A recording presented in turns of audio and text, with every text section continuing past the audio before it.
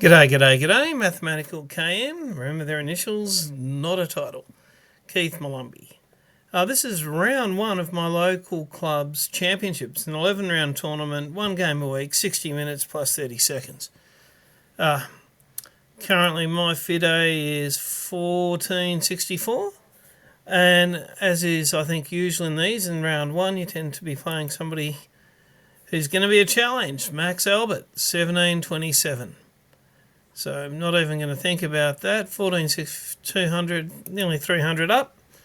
Let's see what sort of a game we can provide. I've got the white pieces, and away we go. Starting with the G pawn as per usual. The knight comes out. Fianchetto. E pawn forward. Still book moves, as you can see. And the next hippo move, not so much a book move. He gets a bishop out. That was pretty much prophylaxis because he has both a knight and a bishop that can come in here. He castles. Let's get ready for the second fianchetto. 3-pawn centre, one of the harder things for a hippopotamus to deal with. You can play the hippo against the queen side though. Computer likes getting the first knight into the middle. Okay, he's brought out his queenside knight. Might want to take the b4 square away, so I played pawn forward. Okay, so we're setting up attacking this way with the queen, bishop. Let's get the other knight in the middle. Both these bishops are in pretty standard places. Okay, and this is the screen that I might see what the chess giant would think. Let's have a look at what the computer... This is called the full thick-skinned hippo. And from there, it's almost the time to walk away from the table and think about how you're going to go forward.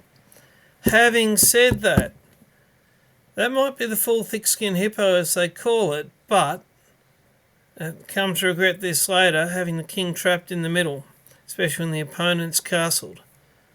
During the game, I was thinking that maybe I should have tried to get to a queenside castle earlier. But it is interesting, and normally you're around about 1 point of eval down just because you haven't taken the space, and if you're going to work well within the space you've got, it's really not too bad.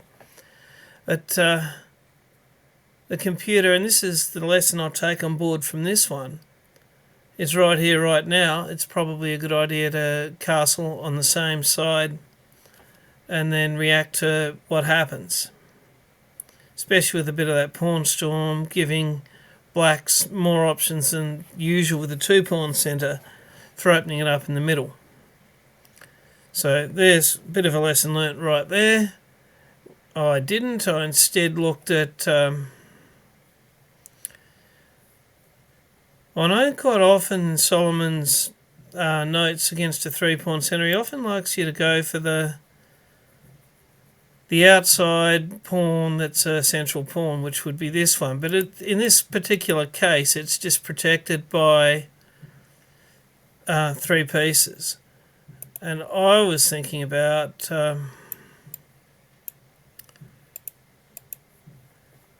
swapping off a knight for a bishop. So I've gone the dancing knight. It's one of the... computer didn't really like it. We'll take a look at the analysis in the end. I think there are only 2 moves like this. That was one of them. Interestingly enough, with the same description of Max's move, which was, I'm guessing, very much to stop me from coming in and getting that fairly important bishop. It's interesting that the computer is now telling me to have a go at the middle there. But I was having thoughts about the D pawn. If I can get that knight to move, then I've got a knight and a bishop, and he'll only have a bishop, and I'll win a central pawn. Win a central pawn, sounds good. And prophylaxis from my opponent again, stopping me from going there.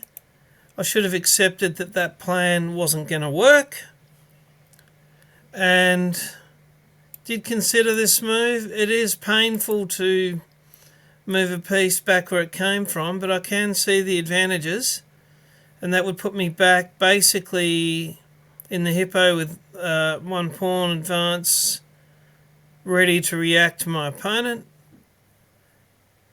And just to tell you what I was thinking, I was still dreaming of getting this pawn here. And if he takes me, well, that's just great, because I'll take back and then I'll have an open file for that rook, you know, catching his pieces discombobulated, which is not what's going to happen, but we'll see about that. But at the moment, I can't move that pawn forward because he's got two pieces on my g-pawn, and I've only got the queen, so it's not really protected. So I was thinking if I can have a bishop and a queen protecting that pawn, this pawn forward, then that pawn forward.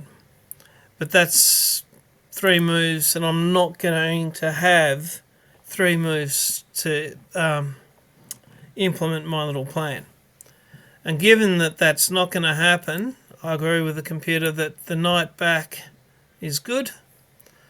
The second best move, even at this stage, is castling, because again he's got the 3 pawns ready to have a go at the middle. So getting the king out of the middle when there's a black 3-pawn centre. Okay, that's a bit of a message. Anyway, there's the first bit of a plan that's not going to happen, and what could be simpler than attacking the centre with a pawn while my king's still in there. A rook's lined up on my queen, which is something I had noticed but didn't choose to do anything about. So, we take,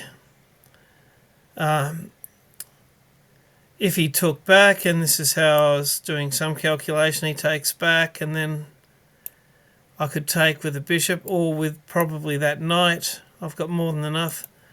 It'd be better for me if he took back, but far harder to deal with was the pawn coming forward. Look at that eval. I'm actually up a point of material, but the eval is I'm down 2.33. King and queen both trapped in the middle with the rook aimed at the queen. Looks like the best move was just to take it, and he'd take back. Didn't really want to do that, so I jump the knight in. If he takes me, it's protected by a pawn and a bishop. He takes, I take. Now at the moment, before other stuff happens, he can't take the pawn.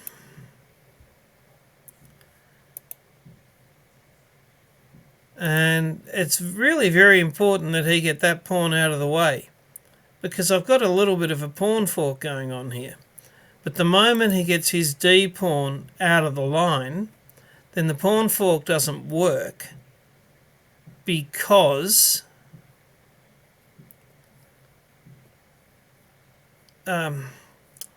it's likely, well, the pawn comes, I've got to move the knight. Let's say I don't move it there. If I move the knight anywhere, then the knight's gone, the pawn's gone, and if I do the pawn fork, he can move the bishop anywhere, especially if this is taken back. Let's say, for example, he can get a check, then his rook is, all of that's cleared out. And it can all clear out, and then the rook would get to take the queen. So it's kind of a pawn fork that I never actually get to use. So let's watch how this goes. And yeah, that was, what's that, a great move, I think they call that. And it was getting the pawn out of the line. Now, I've pretty much got to move the knight. That's threatening the bishop there. He takes, okay, the king takes back. And it has very much cleared out. I can see that it did prefer my knight to be on this side, so the bishop was still protecting the pawn. But for right now, his bishop can't take the pawn because the queen would grab it. But it would be that much better off if the bishop was also protecting the pawn. He gets his bishop out of the way, which is very much saying it's a nice move, actually. Threatening my hanging fianchettoed bishop.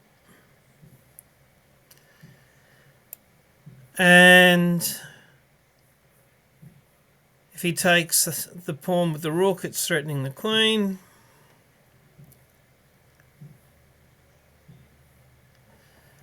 I contemplated d6. Threatens his queen, and the knight can take back whatever he takes it with.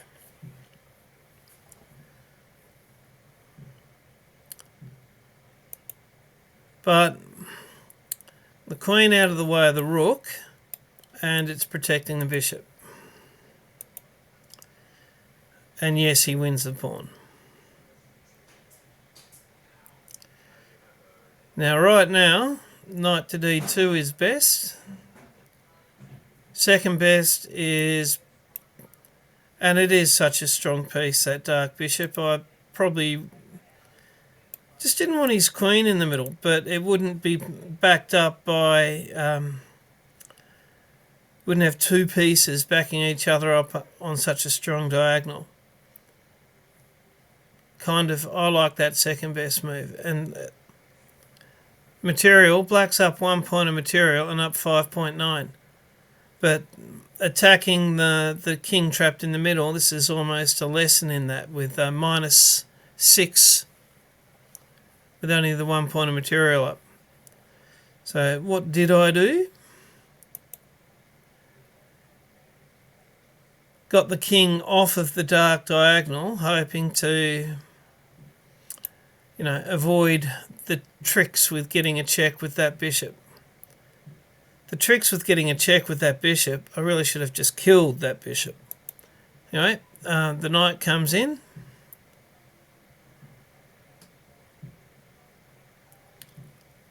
And thinking about it, because it would have been, depending on what happened, he could have had a knight and a bishop both on that bishop, which is only protected by the king, and that would have let him take the bishop. I mean, my knight's in the way for now. That's why I'll put the rook there. And it would have been a check winning the bishop, and the king couldn't have taken back. So he's taken with the knight. Really no choice. Take back with the king. Which, apart from anything else, and it's really annoying for a lot of the rest of the game, my knight is now pinned to the king by the bishop. -10. +1 in material, -10 on eval. It's as Max is really giving us a lesson here.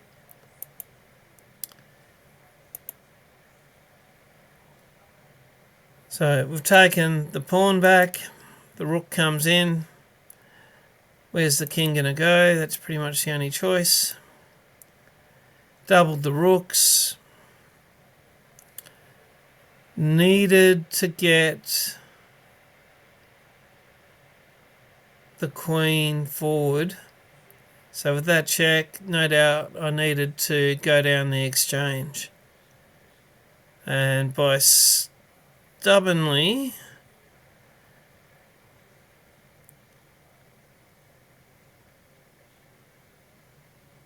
refusing to let that happen, was starting c-mate and 5, mate and 6. So the rooks come to where we thought it would. but without the opportunity to go down the exchange with it. Move the king. Beautiful move there. I thought the king here because if the bishop comes in, it's not that bad. If the rook comes across, it's not that bad. But just sidestepping the bishop out of the way is allowing the queen in. Very nice. So that was a nice lesson, and there was a few things about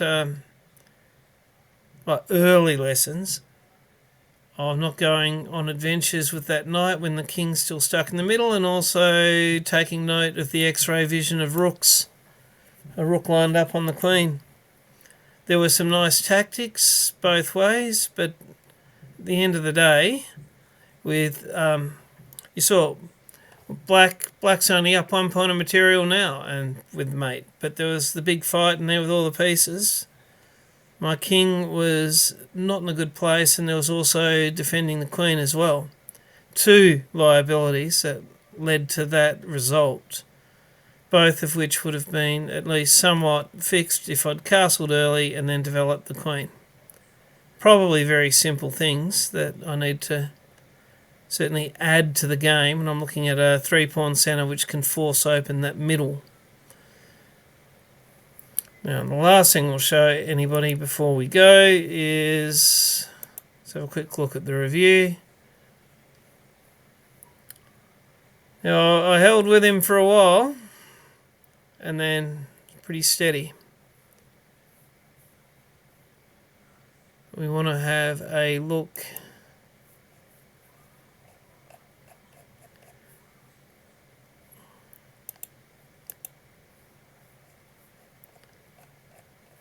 I just want to see the computer's bit where it gives you how well you both play. Oh, here we are. So 72% versus 90. He had the one great move. It was a good move. Couple of inaccuracies. It is nice that I had no misses and no blunders. And played at 1650. I mean, hard to tell what can you read into these, but 1650 versus 2450. 90% in the opening versus 95, and then he opened me up clinically with 59 versus 87. So thank you for that game, Max. Taught me a few things after all these hippos. I've added one or two more ideas that'll go into my game. And everybody, bye for now.